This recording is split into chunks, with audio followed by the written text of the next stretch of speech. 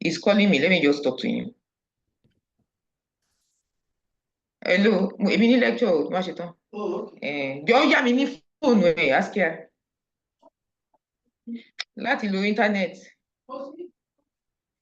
Yọba mi pé Ṣẹ́gun. Oladapo. Hello, good afternoon, sir. Good afternoon. How are you? I'm very fine. Okay. Are you in the classroom? So am I. So, okay, that's all right. So, yeah. Okay.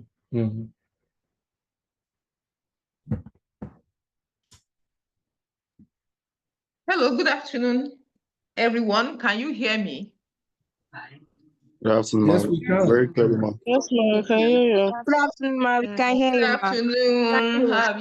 How are you doing? Nice to hear your voices.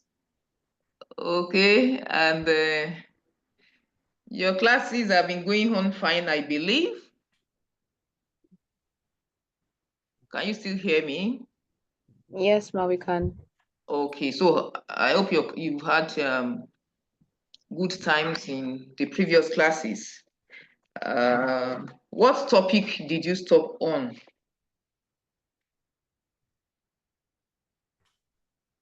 Hello, can you hear me? Can somebody just tell me what was your last topic? Components of legal research. Okay, components of legal research. Okay, very fine. So this afternoon we have in the house a guest lecturer who will be taking us in today's class, and he will be speaking to us on the topic prefer the active voice and shun zombie nouns. Prefer the active voice and shun zombie nouns. Before he starts, I'll just go through his profile because so that we can know who is speaking and with us this afternoon. So we have in the house Mr. Chinua Asuzu, and I met him at one of the conferences that I attended, and I can tell you and assure you that it was worth the experience. And I believe that you benefit tremendously from his wealth of experience. So I'll go ahead and read his a short bio on our guest lecturer. So Mr. Chinua Asuzu is unquestionably Africa's leading legal writing scholar. He is the plain language Marvin, whose works include Brief Writing Master Plan, Fair Hearing in Nigeria, Judicial Writing, A Benchmark for the Bench, and Uncommon Law of Learned Writing 2.0. Chinua's works command professional respect in every English-speaking jurisdiction. Chinua is the Dean of the Right House, and I'm sure some of you must have heard about the Right House, the senior partner of Asuzu's law firm, a fellow of the Society of Advanced Legal Studies, University of London, and a member of the Commonwealth Association of Legislative Council. A jurisprudent, Chinua teaches legal writing at law firms and law schools and at private and public forums. He brings to the discipline of legal writing two decades of intensive private study and extensive public teaching. Chinua's expertise spans the gamut of legal writing, academic legal writing, brief writing, and as law students, you know that you'll be doing, as lawyers, a lot of brief writing in future, business writing too, contract drafting, judicial writing, legislative drafting, and litigation drafting. An upright and righteous autodidact, Chinua is all about writing. So I want us to pay attention, keep our fingers crossed, and at the same time, have our pens beside us so that you can ask questions, pertinent questions, both on today's topic or any other topic that you have about writing, including career prospects and what have you. So Mr. Chinau Asuzu will be speaking to us for about 40 minutes to 50 minutes on that topic. So you have the floor, sir. Thank you. Thank you so much. Thank you. Good afternoon, everyone. What I'm going to introduce to you is something that's a bit challenging and somewhat disruptive in the sense that it will affect the way you view yourself as a lawyer, as a law student. Unfortunately, in my view, what I consider unfortunate in my view is the emphasis on pride in the training of lawyers. I consider it to be unfortunate that the pride has been overvalued. People are told to be proud of being lawyers and to speak almost arrogantly. Even if the word arrogantly is not used, you are taught to speak almost like speaking down on non-lawyers. And I think that's a mistake. I think everybody is doing their own work. If somebody is a plumber, an engineer, a doctor, a computer science, whatever they do, everybody deserves respect for what they do. And a lawyer should be a civilized person. And civilization is the process of learning to be kind. So don't go into the profession to bamboozle anyone or to intimidate people. So the idea of what this topic belongs in the whole background of trying to make you speak to be understood or write to be understood. Communicate with rhetoric in mind. The foundational discipline of legal writing is rhetoric, which is strategic communication. I'm saying something to you because I want a result, a particular result. So I should speak in a way that gets that result. So when I'm writing to my judge, to my lecturer, to my partner in the law firm, to my associate who I'm supervising, or whoever I'm writing to, I have to think of the strategy that will work for that person. In general, active voice is more effective than passive voice. And any piece of good writing you read, if you read quality writing, you'll find that about 90% of the sentences are constructed with active voice, and about 10% with passive voice. Now, I'm going to explain what this means, but the whole idea is that to use active voice, you don't need a reason. That's the normal way we speak. Peter loves Mary. It's the normal way we speak. That's active voice. Mary is loved by Peter. That's passive voice. That's a usual way of speaking or writing. So for you to say Mary is loved by Peter, then you should have a good reason for that. To say Peter loves Mary, you don't need a reason. That's the normal way to speak. So active voice should be your go-to, the default construction. You will find that in legal writing, in books from some parts of the world, I don't want to say undeveloped jurisdictions, but some books from some parts of the world feature far too much passive voice. And British writing also, if you look at Thompson's legislative drafting by Zantaki, edited by Zantaki, she uses too much passive voice, Makes things difficult to process. Okay, now every passive voice contains at least two parts. A form of the verb to be, is, are, was, were, or been, and a past participle. All these are forms of be, of the verb to be. Okay, and a past participle. Now I want you to note the name of this guy that's on the screen. You can see my slide, right? Yes, sir. Can you all see my slide? Yes, sir. Okay. Okay, good. Please take this guy's name down, Brian Garner, because I'm going to lead him. I'm going to meet him a lot if you want to improve your legal writing. Brian Garner is the #1 teacher of legal writing in the world. And I'll urge you to squeeze out. I know you're very busy and you have exams and all kinds of things to do. So I want you to squeeze out 30 minutes a week to go to lawprose.org. Lawprose, LAWPROSE.org. and spend 30 minutes there, looking at his blogs, his articles, his tips. He's a greatest teacher of legal writing. Please check out Brian Garner anytime you get the chance to do so. Now, the passive voice ruins business and legal writing. It's circuitous, it's torturous. It goes around and around. It's a second locutory, if you like. And that's what this author is complaining about here. Everywhere you see passive voice. And now we're going to see how it works and how you should seize the opportunity to convert most of your passive voice constructions to active voice. Don't ban passive voice. Don't forbid passive voice. Just know that to use it, you must have a good reason. Whereas to use active voice, you don't need a reason.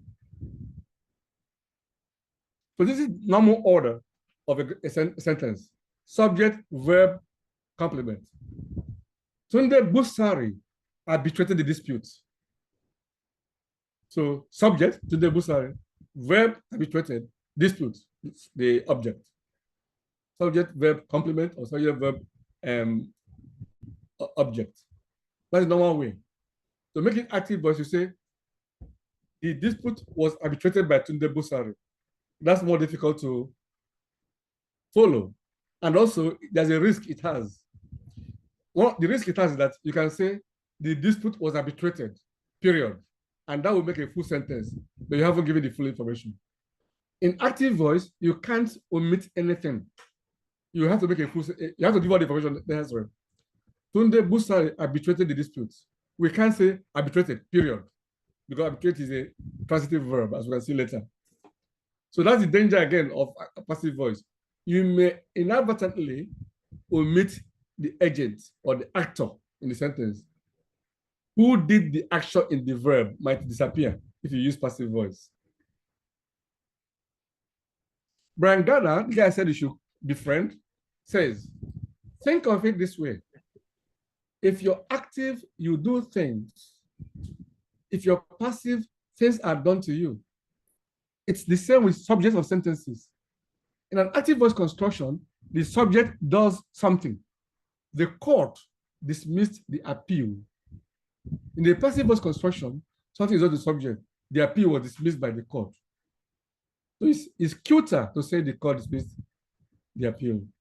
It's sharper, it's friendlier. Then active voice has at least 4 benefits. Number 1, it usually requires fewer words. Usually. Number 2, it better reflects a chronologically ordered sentence sequence, chronology, history.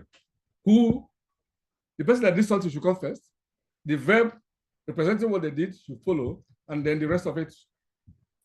Okay?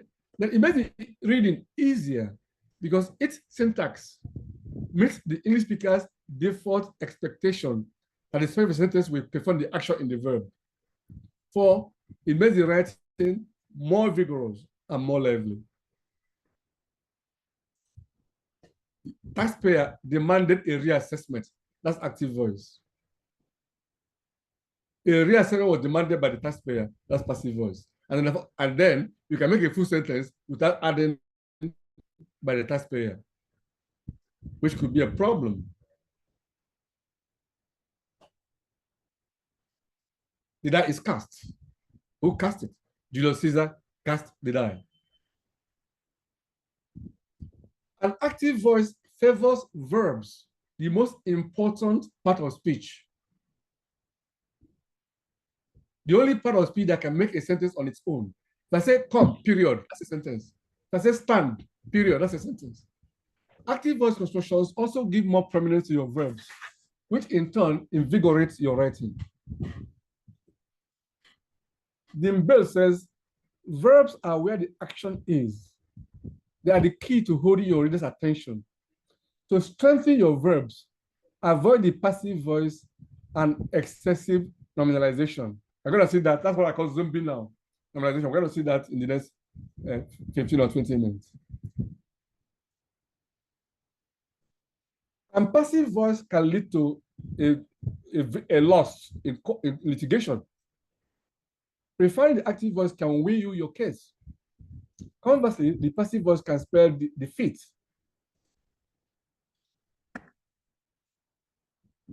In this case, Coriolis and Sabi, some investors complained that they had been falsely told that substantial investors in a business venture included sports celebrities. And they now sued for fraud because when they invested, it's just like when you want to market, when you want to, let me give you background a bit.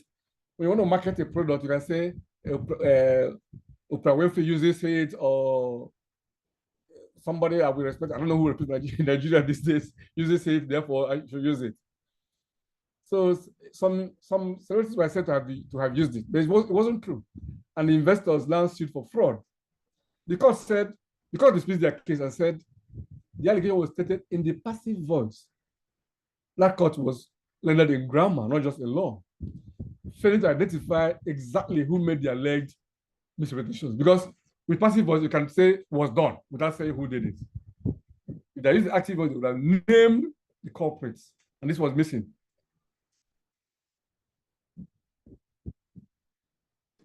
Similarly, in Zito and Liscom. By the way, when you name a case, I know you guys write with use longhand in most of your writing, right? You use paper and pen. I don't know how you isolate the name of a case, but if you print, if you type, the only isolation we do, the only distinguishing feature of the name of a case is italics. Don't use all caps, don't use bold, don't underline. If you are typing, I know you use, I forgot that some people say, right. So if you are writing the name of a case in print, if you are typing it on your computer, then it should be italics. No bold, no underlining, no all caps. Please, very important. Because what I'm saying this is that when you graduate and go into the bar, you see numerous lawyers, your seniors, underlining the name of a case or using all caps or using bold. It's wrong. Just because your senior is doing it doesn't make it right. If you read any of the classical law books, the great common law books, like David Williams or Cheshire and Firefoot on contract or Salmon on tort or Phil and Lewis on tort, cases are distinguished by the only formatting that they get is italics. The only formatting differentiation they get is italics. So in this case, the allegation says that disputed information was transmitted by electronic means. Was transmitted by electronic means. This didn't finger who did the transmitting. And again, because the case was lost. Okay. Now, if you're having difficulty, because grammar, a lot of people are afraid of grammar because of its numerous terms and rules. But to write well, to write very well, excellently, you don't have to actually know grammar in the sense of knowing the terms of grammar. So I want to make you understand that if you're one of those people that can't remember what is this or what is this one, what part of speech this is, fear not. You don't need to actually know the terms of grammar if you read well and you instinctively write correctly, without knowing which one, analyzing a sentence to know which one is which. It would be nice to know it, but you don't have to worry so much. So if you're one of those who are having difficulty in telling what a passive voice is, this is going to help. Whenever you see a be verb, you know them, am, are, be, been, be, followed by a past tense verb.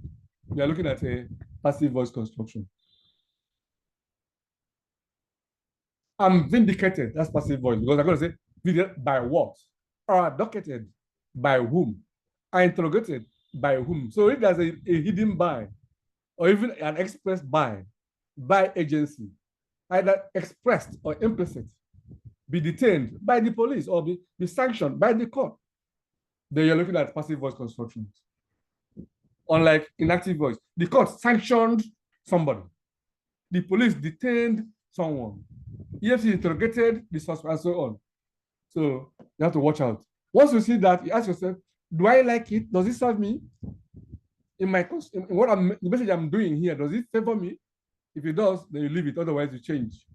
These are other examples. If it doesn't favor you, you must have a good reason for leaving your passive voice construction unchallenged. These are all passive voice constructions. If you don't have a good strategic reason, rhetorical reason, then change to active voice.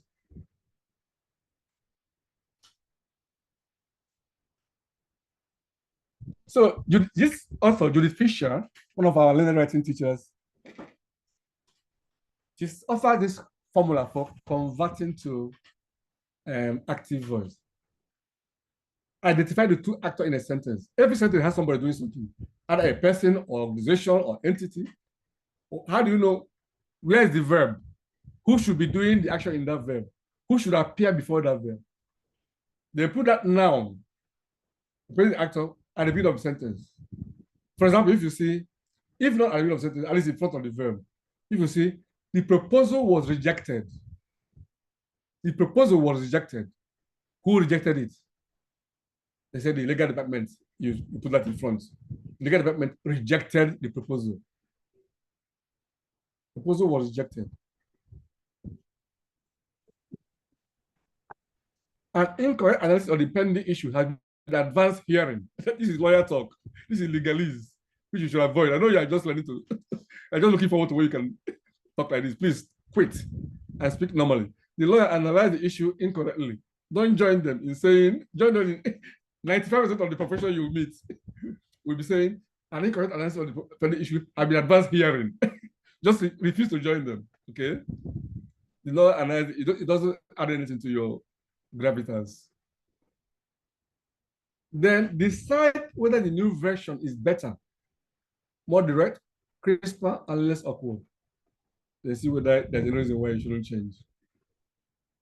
Now, having said that, you'll be surprised to see quite a number of situations where a passive voice is useful.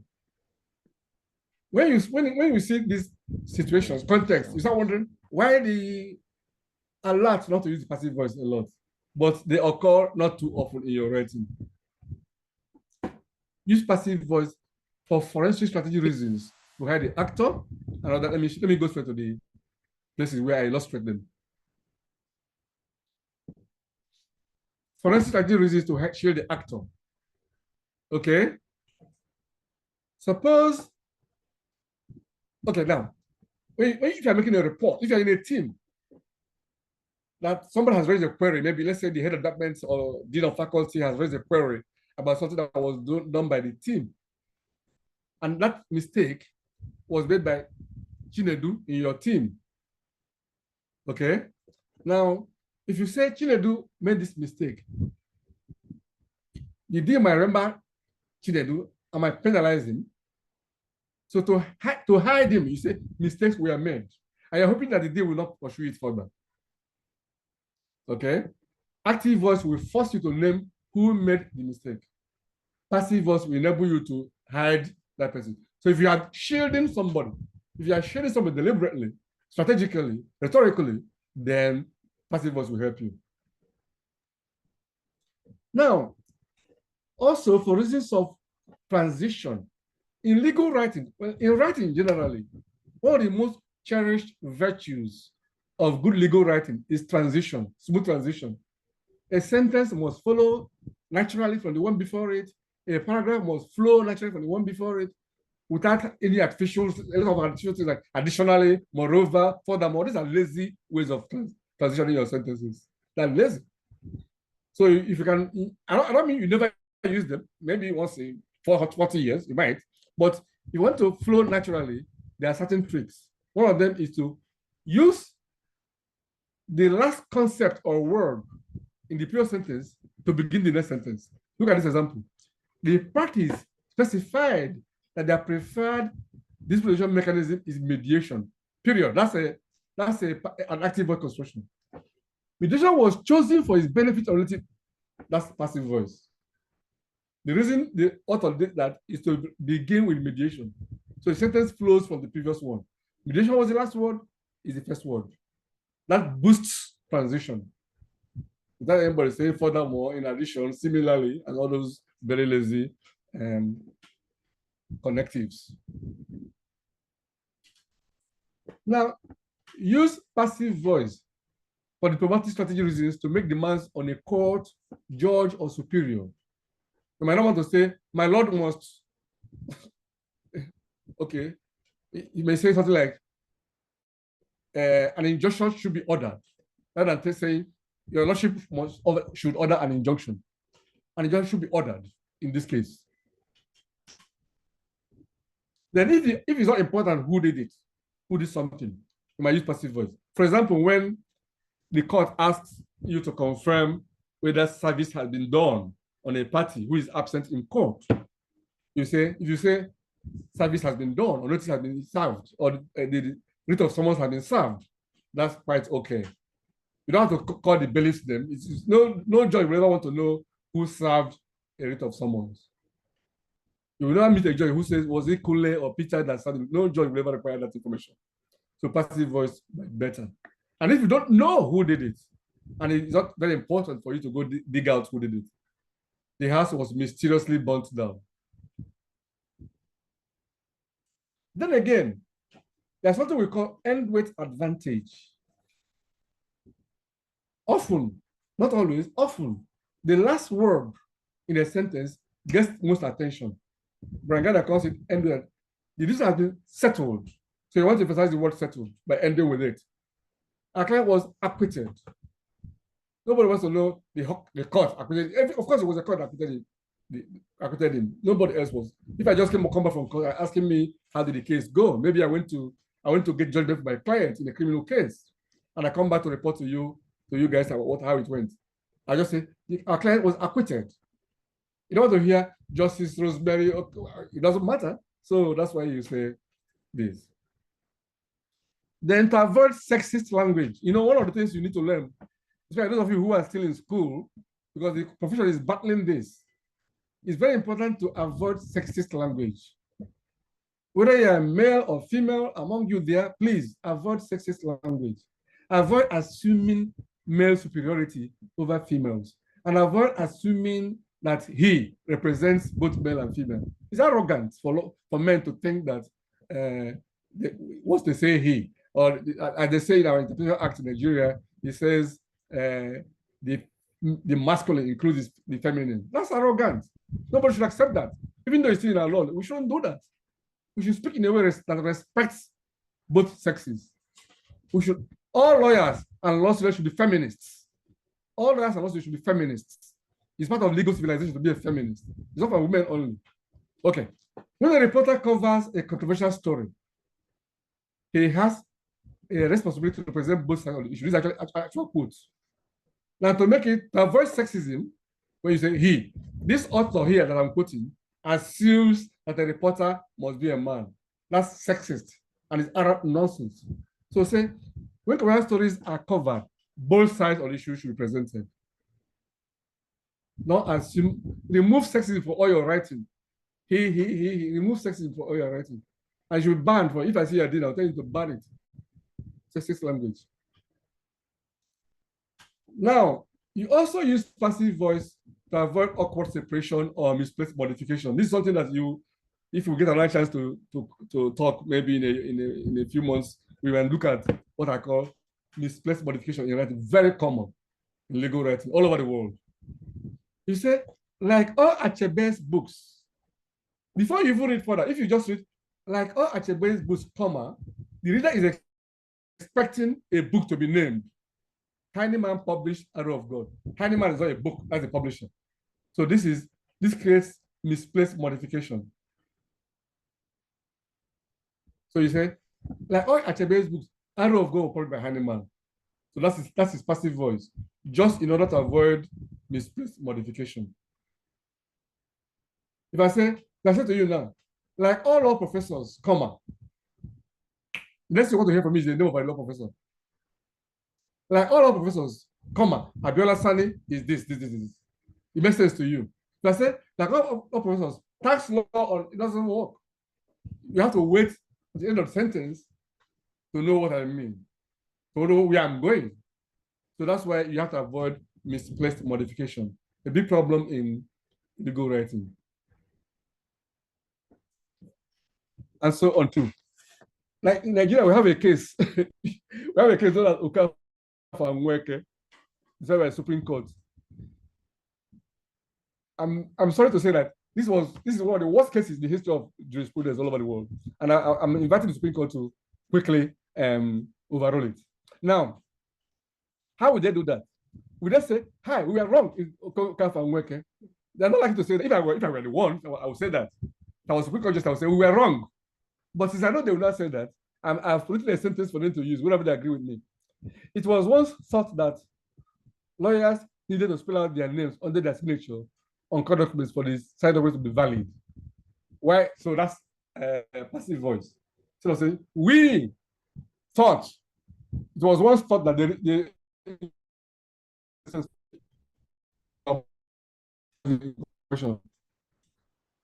okay, if you want to know more about it, we'll talk on WhatsApp later.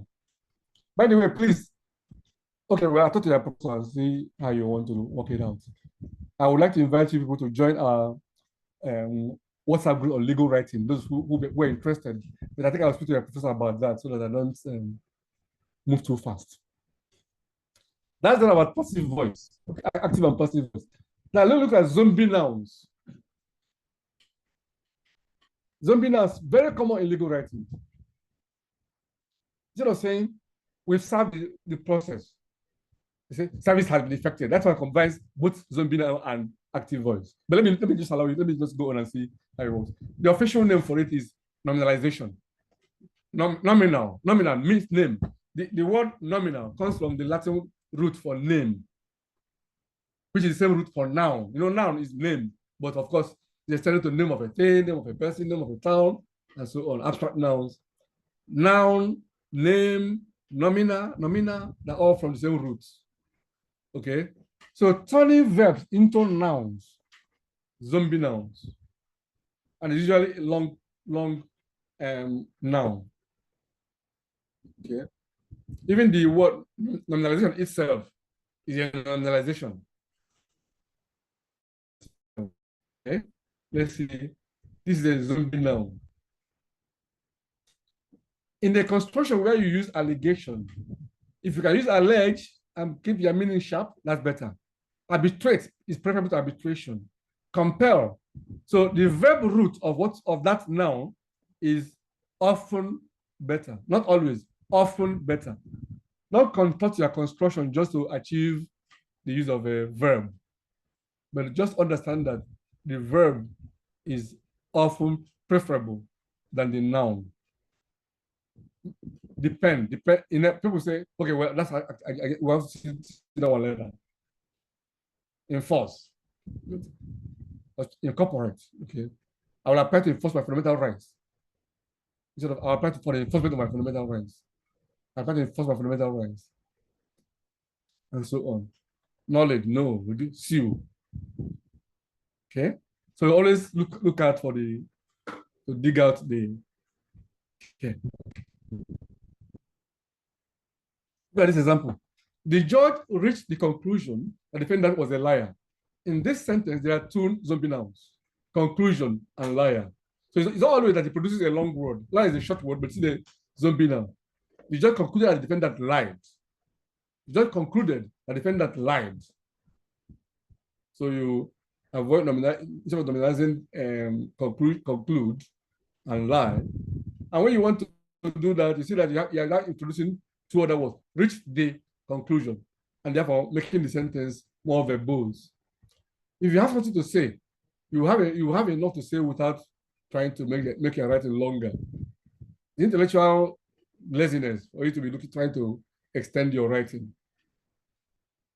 If you know what you're doing, you'll be, even with concise writing, you will still need more space. This case illustrates my point. Not this case that illustrates my point. The president violated the Constitution, not the president perpetrated a violation of the Constitution, which most lawyers would prefer. Which of the presidents violated the Constitution?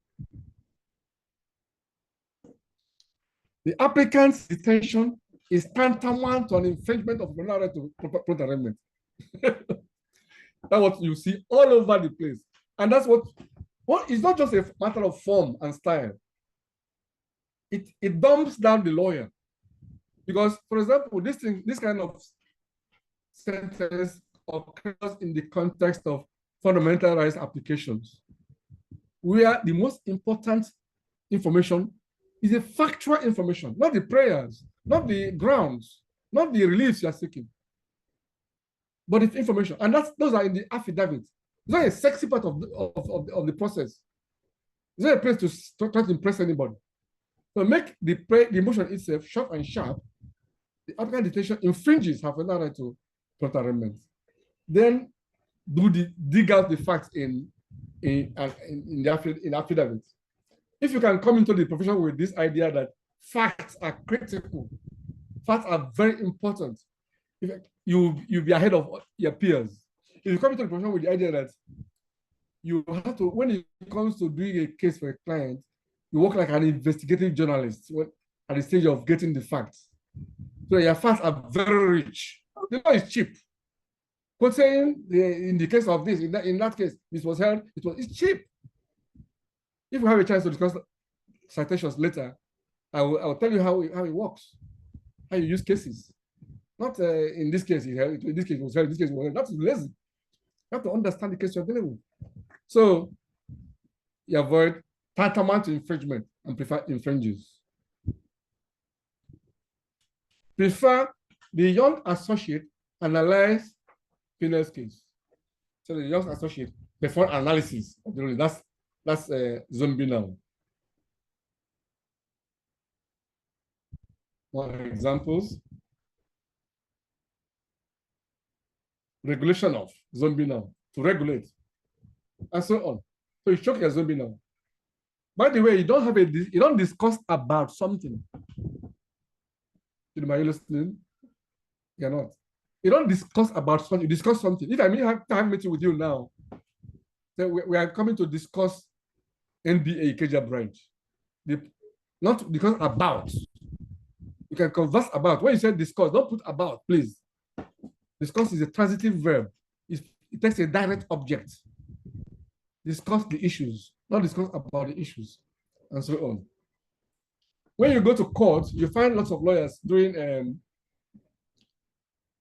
exact trial. They keep saying to the witness, you made mention, I'm like, what the hell is wrong with them? You mentioned, you referred to, you said, you made reference to, stop saying made reference to, you made reference to, you made mention of, you referred to, you mentioned. So be sharp in your writing. Don't say made mention of, again, don't say made reference to, you referred. And then made payments. We have paid. We have made payments. Very common in the courts. We have made payments. We have paid. Okay. Provided for. Provided. Not made provision for. Respond. Not provide responses. You see, if you look at that lady on that gentleman is saving that lady from drowning. That's because she said, help. If she had said provide assistance, she would have drowned. She said help, and the guy showed up and took her away. And I'm just imagining that 2 weeks later, he went down on one knee and proposed. We serve, not effect service. We have served the writ of summons. My Lord, we have effected service. It's as if all the lawyers called a meeting to which I was not invited, where they were told they should be saying effected service. And please never write, we are in receipt of your letter. Don't say it. It's a sin. It's a sin. Thank you for your letter. Don't say we are in receipt of your letter. That's zombie now. We are in receipt of your letter. Is zombie now on steroids? Should avoid it. And by the way, when you write a letter that has, of course, every letter, every formal letter, every business letter in law, we have a heading. Don't make a reference to the heading. I don't know how they say something like above subject or something like that. Or it's crazy. It's obvious that's what it's about. The heading is the announcement that you are writing about. So you proceed into the body of the letter. So also email. Okay. Okay, yes, I remember the phrase they use. You see lawyers all over the country saying, the above subject matter refers. That's not English. Don't ever say it. The above subject matter refers. The above subject refers. What else could it be about? It's a newfangled invention by some people. I don't know why they write it. Stop saying the apostrophe reference. Okay. Don't use all caps for the head of your letter. Don't underline it. Just use bold. If you are typing, of course. Last time I wrote with a pen and paper was before the Biafra War. Okay. Yeah. So when you find a zombie now, either resurrect it or transfigure it. You can see the examples on the resurrect or transfigure your zombie nouns.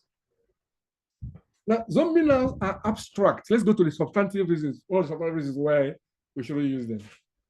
And as Gowers, who is one of the usage, please form the habit of looking up words in dictionaries and also get used to usage dictionaries, which are those that are not defining words or explaining words, but showing how they are used, how words and phrases are usually used. So often I look up, not to know the meaning of a word, is to know how they are used. So Ernest Gower is one of the authorities in that area. Although the up-to-date one is Brian Garner, or they call it Garner's Modern English Usage. Is the fifth edition, right? Fifth edition, yeah. Latest one is fifth edition. Garner's, it should be in the faculty library. Garner's Modern English Usage. Very important to use dictionaries because language is tool of your trade. A writer uses abstract words because his thoughts are cloudy. The habit of using them clouds his thoughts still further. He may end by concealing his meaning, not only from his readers, but also from himself and his governors. Another authority, Willa Couch, says, how vile a thing is the abstract noun. And that's a man's thoughts round like cotton wool. Richard Wydick, in this book, says, after saying that, okay, well, let's go ahead. Car drivers collide. See the italics? Plaintiffs complain. Judges decide. Defenders pay. To express this life and motion, a writer must use verbs, action words. The purest verb form is the best verb, like collide, complain, decide, and pay. The best verb collide can be decked out as a derivative noun, collision. Likewise, complain becomes complaint, decide becomes decision, and pay becomes payment. Lawyers love to ruin base verbs. Lawyers don't act, they take action. They don't assume, they make assumptions. They don't conclude, they don't conclude. With too much of this, legal writing becomes a lifeless vapor. So these are all zombie nouns and their alternatives. Similar to zombie nouns and vampire adjectives. Just as on Tom's very zombie nouns, the judge was dismissive of counsel's argument. That's how you would like to, most of you will put it. The judge dismissed the counsel's argument. So these are vampire adjectives. Violative of the Constitution. That's indicative of, that shows, that indicate, if you like indicate, if you like indicate so much, I prefer that shows myself. If you like indicate so much, that indicates. What about that indicative of dependent upon? When I say dependent upon, say depends. Uninstalled, dependent upon. Uninstalled, violative of, violated, infringed, dependent, depends. Drop that dependent upon. It makes you feel like you've done some work. Meanwhile, you've not done anything. The partner emphasized, I should not emphatic. Thank you for your kind gesture. I'm appreciative of your kind gesture. Stop saying I'm appreciative. Sound like you're constipated. Okay, thank you very much. I'm done. I'll take questions now and see how it goes. Wow, thank you so much, Mr. Asuzu. Okay. We have had the lecture, and I'm sure we have many questions. Okay. I think that it's always mind-blowing when we have calls to listen to Mr. Asuzu. I can tell you that. So we'll take the questions. Dr. Elobinso will coordinate the taking of the questions. Dr. Elobinso. Okay. Are you on? Dr. Elobinso.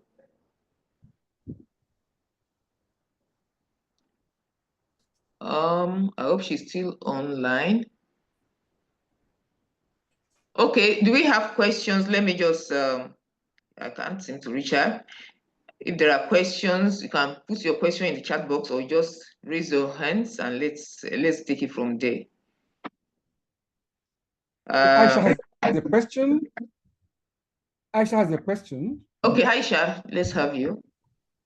Okay, good afternoon, sir. Good afternoon, ma.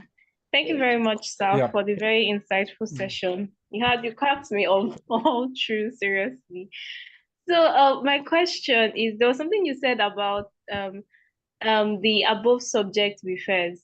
So I've interned in a law firm where that's usually is the way they write, like when they are responding to a letter or something, that's the way they write it.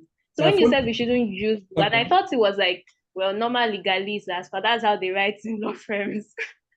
So when you said we shouldn't use it, I was wondering, okay, what makes it wrong exactly? One, beyond the fact that it doesn't have an obvious meaning.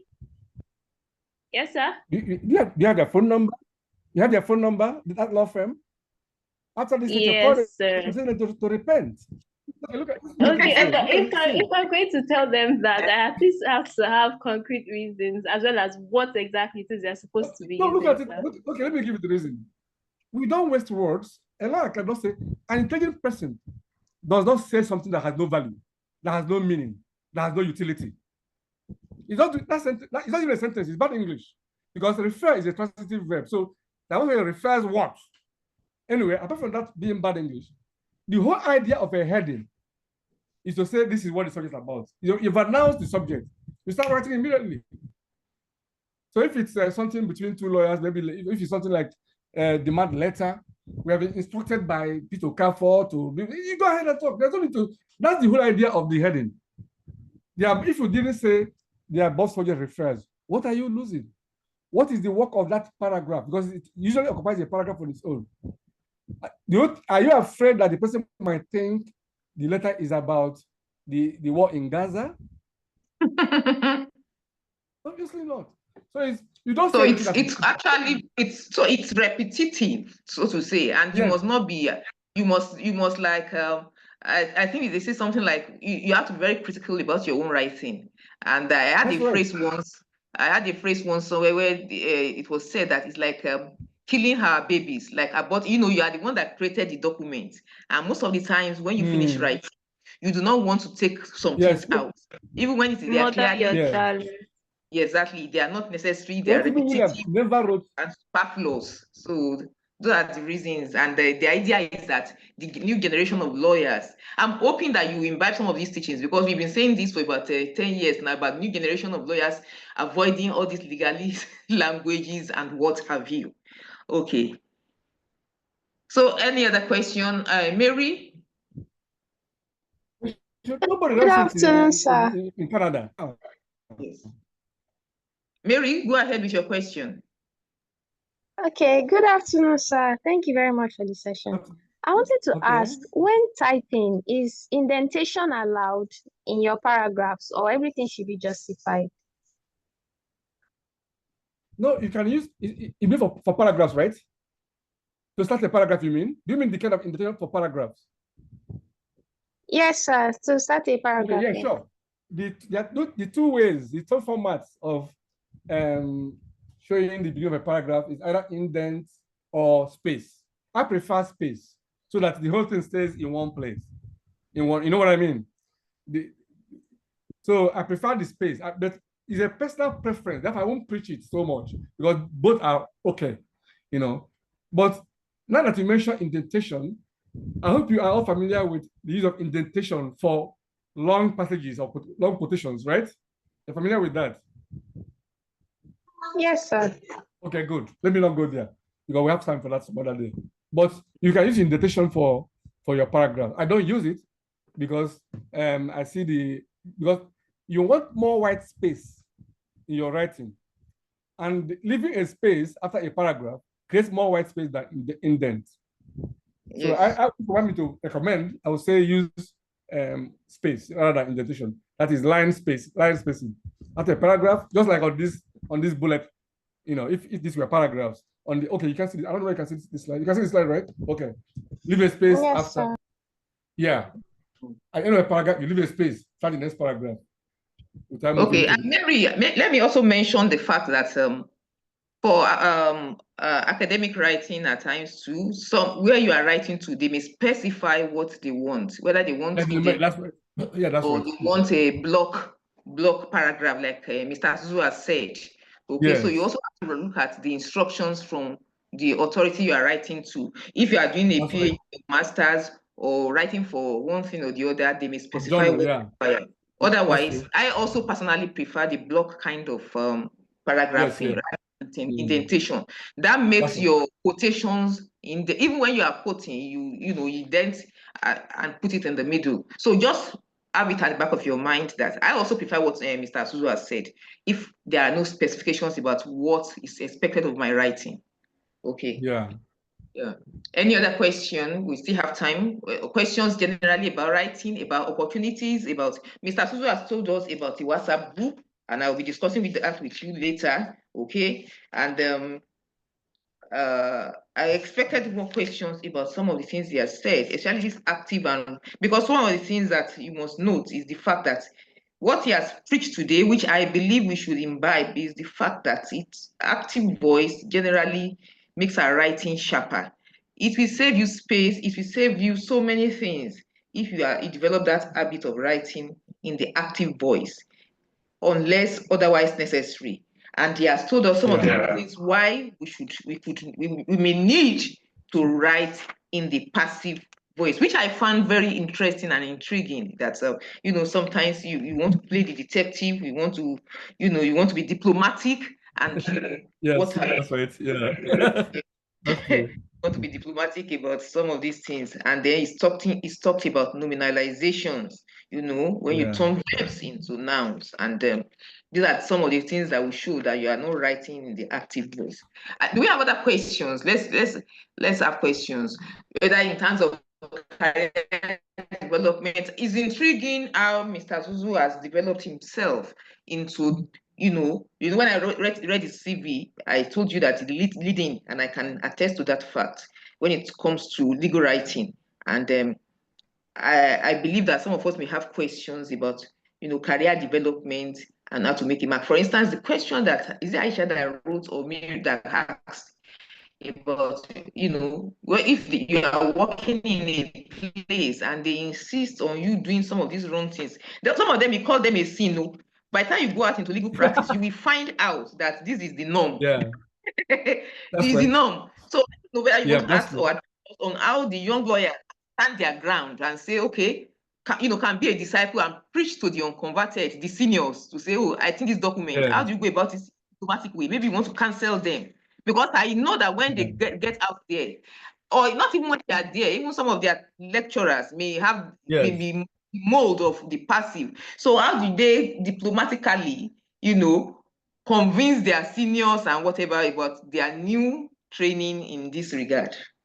Okay, well, first of all, both we have the faculty of law at the law school and the law practice. You're going to meet people who will not agree. Now, if a supervisor insists on a particular style, after you've gently explained why you are not saying their boss refers, for example, you have to obey your supervisor. He's the one paying your salary. Don't phone me and say, "Should I give me my salary?" Oh my! So, unfortunately, you have to do that while gently continuing to never give up. Keep to gently mention that it's preferable this way, or you can share an article with them. If you join our WhatsApp group, we share articles, whole articles from all over the world about legal writing. Sometimes we are able to share even books on legal writing. So and no matter the field you want to enter in law, strengthening your legal writing is powerful, because legal writing is the thing that proves your ability. If I don't see you, the only thing that can make somebody look good without having a physical meeting is writing. There's no other way of showing that. If I see somebody's resume or something, I say, send me a writing sample, that tells you a lot.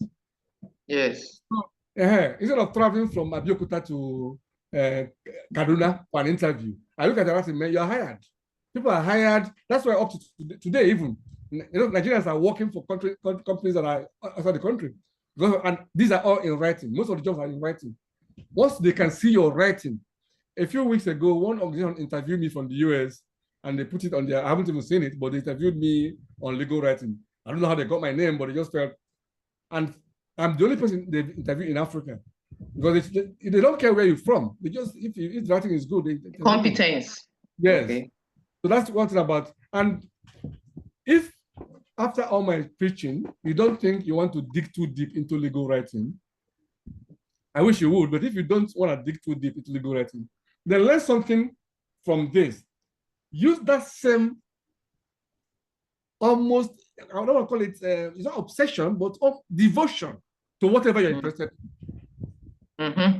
Yeah, the way I devote myself to legal writing, apply that same devotion to whatever you're interested in. If it's copyright, if it's patent, if it's outside law, even if you want to leave law, nothing to be embarrassed about.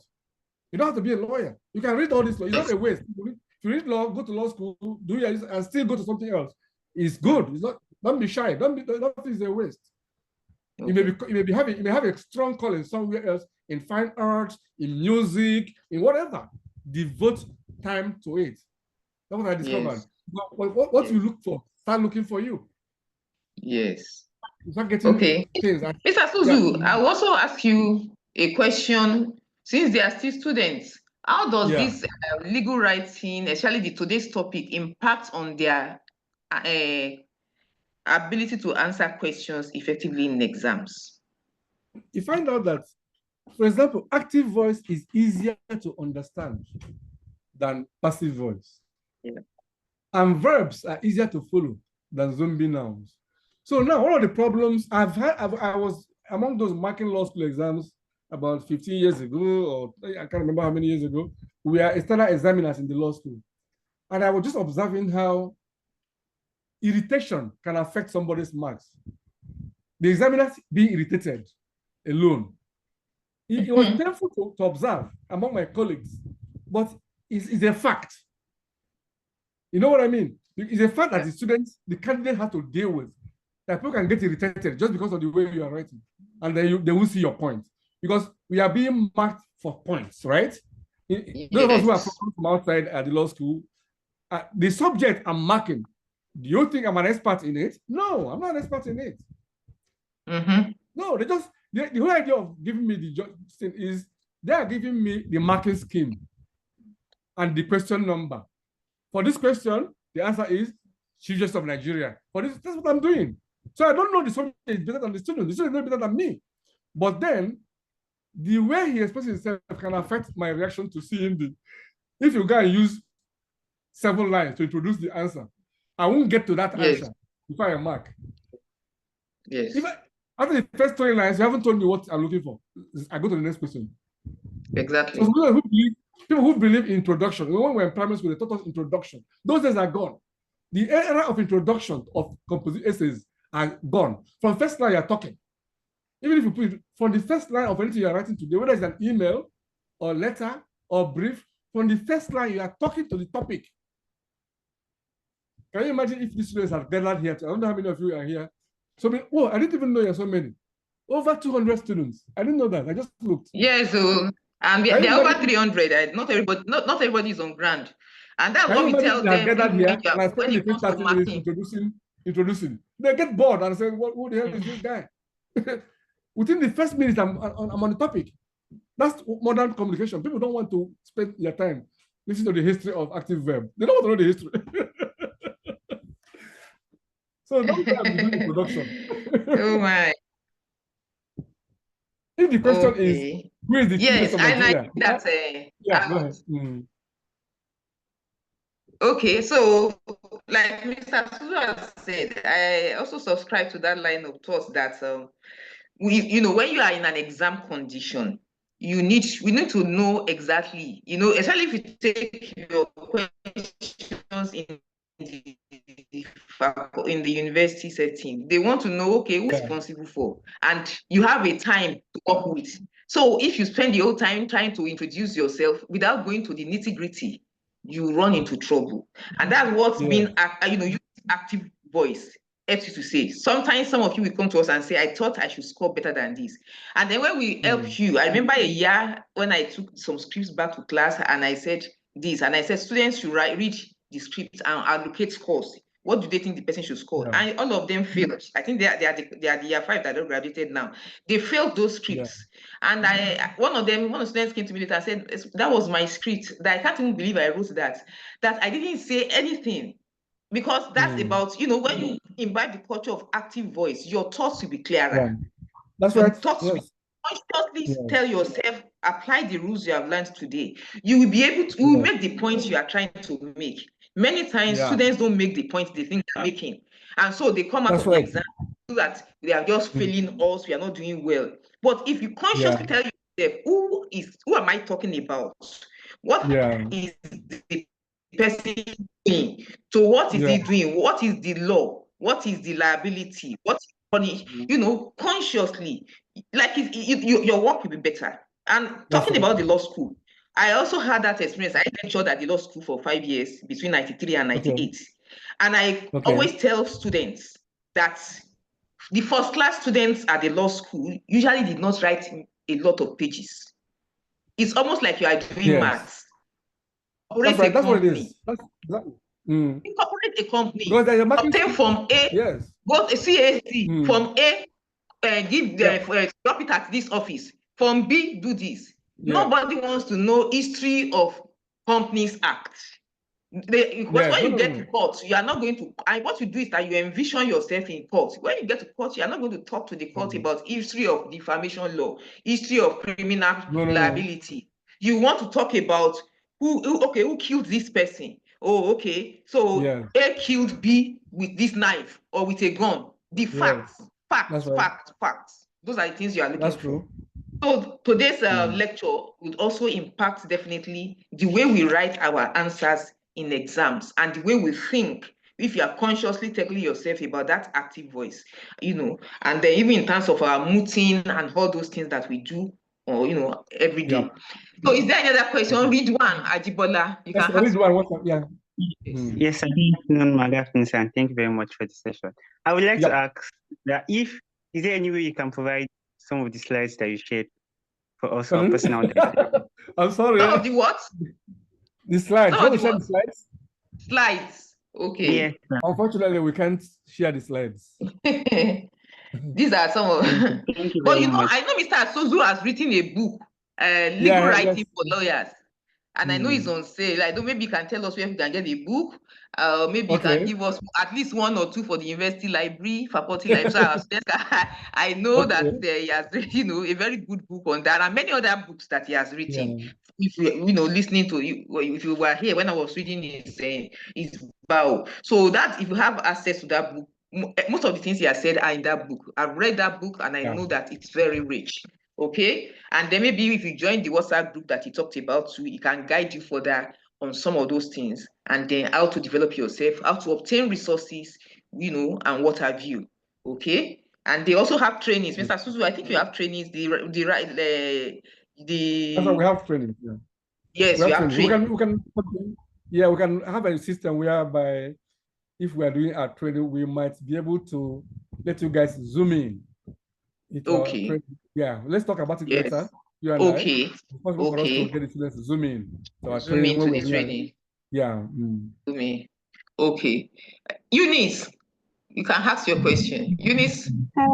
Yes, I'm here, ma. Good afternoon, ma. Good afternoon, sir. Thank you very much for the insightful session and all. So firstly, I wanted to ask about the WhatsApp group link. Perhaps you could send it to us so you don't forget. And, yes, the other thing I want to ask is the fact that, these rules, are they applicable to expression of our thoughts or when we are like vocalizing our thoughts now? You mentioned how we should use the active voice in legal writing and everything. So what if it has to do with expressing our ideas and vocalizing our thoughts? You know how people believe that lawyers are, known by the ambiguity in their words, how they kind of like probably when they want to express an idea, they use ambiguous words when it could really be simplified and everything. So I don't know. I just want you, sir, to help us balance it so we don't start using the same rules in vocalizing our thoughts as well. When we are vocalizing as lawyers, are we expected to still be using active voice and make it simple and short or precise and all that? Did you have the idea that you should make things difficult or ambiguous or to sound like a lawyer? No. Make everything simple, quick, sharp. Because if the substance of what you're doing, law is about doing, we're doing something all the time. If the substance of what you're doing is important, is substantive, why are you making it difficult? The mark of a true professional is to take complex ideas and rather them as if they were simple, not to make them difficult. Use simple English, use active voice. Because it's what is happening itself that is complex. It's your job to express it simply, to make it easier to understand. That's why I was saying at the beginning that there's an element of disruption in this teaching I'm doing, which is a lot of people want to maintain a cult. We don't do a cult whereby we are trying to show superiority to somebody else. Please don't try to show superiority to anybody else's profession. Just do your work very well. It's service we are rendering. We are rendering service to human beings who are brothers and sisters. We have to love them, care for them, show interest in their welfare, show interest in their happiness, show interest in their satisfaction with our work. Not to deceive them. Law is not about deceiving people or cheating them out of their money. When I'm rendering a service to a client, I believe that 10 million I'm charging is deserving. I still explain it carefully. So you have to make the quality of your work top quality. That it deserves that fee you're charging without mystifying it in legalism, verbosity, which is artificial difficulty. And it takes a lot of energy to create that difficulty that you mask your work in. It's cheap, it's ancient, it's primitive, it's savage. This is the era of service to people. Kind, gentle service. When somebody comes to a restaurant, you go to if you're the owner of the restaurant, you're a multi-millionaire owner, you go to the door to welcome them, shake their hand, give them a seat. Not saying I'm the boss, do you know who I am? No. The whole body language, the whole writing should be about service, kindness, helping somebody else with difficulty. Okay? So please, whether you're vocalizing or invoking, use simple English. Use active voice. Never convolute your language. Okay? Okay. Thank you, sir. Yes. Okay. Yes. Thank you, sir. Yes, sir. I know that I'll take Dr. Adepo, but let me just comment on that. I know that also to add to what Mr. Asuzu has just said, even for academic writing, when you have masters or PhD, we're talking about having, so what is your thesis? What is your, and we not always emphasize that you must be as simple as possible. You must be able to, we tell you that you must be able to explain it you must be able to explain it to your grandma or mom at home. If they ask you, what are you talking, what are you writing? Your project will soon start, for instance. You should be able to explain it to somebody that's a lawyer, that this is what I'm talking about. The way you explain it to somebody that I'm writing this thesis on this field, it must be understandable to someone who is not a lawyer. And that means that you cannot be legalistic about your language. Okay. Let me take my colleague that is also on, Dr. Adedokun. Okay. Dr. Adedokun, you have the floor. Yes, I'm on. Yeah, good afternoon, our guest speaker, Mr. Asuzu. Yes, Mr. Asuzu has always been our facilitators at MBA programs.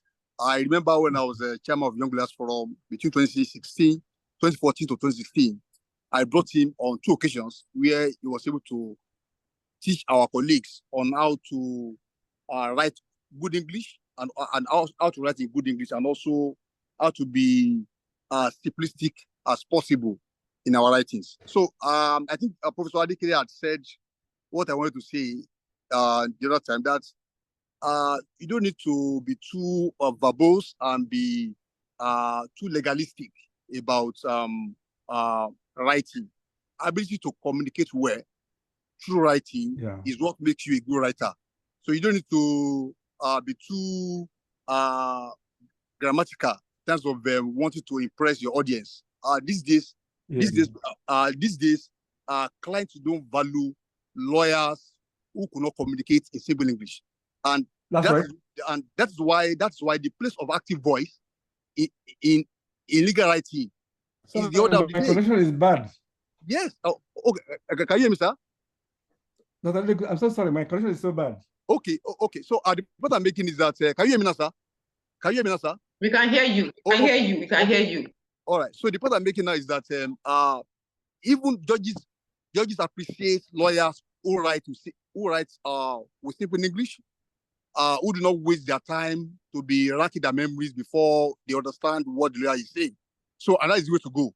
And I also listened to Professor Adikele about students who are scoring well in the exams. It's about being able to communicate well.